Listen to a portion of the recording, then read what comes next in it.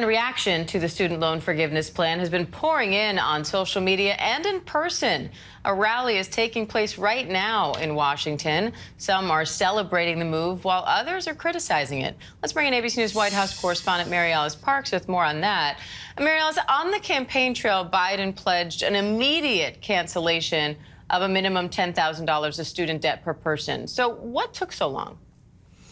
Yeah, Dan, I think a lot of back and forth with his fellow Democrats. The president was always a little bit uneasy about this. Some Democrats wanted him to go so much bigger and bolder. For example, they didn't like the idea of an income cap. They thought this should apply to anyone that still had a lot of student loan debt. But the president clearly wanted to target this towards people that need it most and target it especially towards low-income Americans. You know, the White House saying that the vast majority of people who will be helped by this plan currently make under $75,000 a year. So I think he was battling with a lot of Democrats who wanted him to do something more sweeping. And in the end, you know, some Democrats also wanted just a lot more money relief. I mean, Senate Majority Leader Chuck Schumer was asking for $50,000 to be relieved and forgiven. So I think that this was the end result of a lot of negotiation between him and Capitol Hill.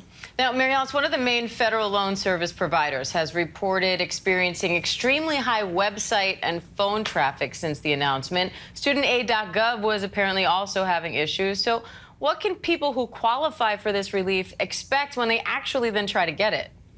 Yeah, Dan, I think this is one of the most remarkable points from yesterday was after the president sitting on this for a year, talking about this with colleagues and stakeholders. The fact that the White House didn't seem totally ready for this rollout was surprising to me. They admitted that the forms that a lot of Americans will need to apply for this kind of debt relief aren't even ready. They're going to have to wait a few weeks for those forms. And we saw, like you said, some of these websites nearly crashing overnight. We're talking about tens of millions of Americans who now believe that they qualify for some of this student loan debt forgiveness. So there's intense interest, and people are going to want to be checking to see when is the form available? Do they have to fill out a form? How long is that going to take? Are there going to be hiccups? I mean, I think that the White House is going to have to really stay on this because, you know, any kind of program this big that's impacting millions of people with billions of dollars at stake is going to be a tough rollout and tough to implement.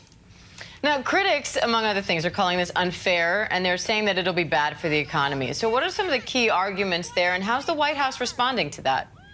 Yeah, we were expecting some of this criticism from Republicans. That's not super surprising to me. What I found more interesting was actually a number of Democrats in tougher kind of swing districts, sort of close races, battleground states across the country, who were pretty tempered on this, who said this isn't how they would have rolled things out. For instance, I was struck by Tim Ryan, who's running for Senate in Ohio, a really tough race for him there in Ohio. And he basically said he didn't think that this got at the underlying issue of just the extreme cost of college right now. I think that there's some frustration among fellow Democrats, those that weren't in favor of this plan, that this is a one-time Band-Aid and doesn't necessarily get at some of the larger issues. You know, the White House so far has responded by saying they agree and that they believe there should be more done to expand the access to Pell grants, expand the money available for Pell grants. The president personally believes that community college should be free.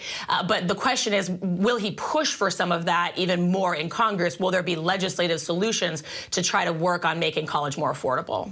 All right, Mary Alice Parks, always great to have you. Thank you. Thanks.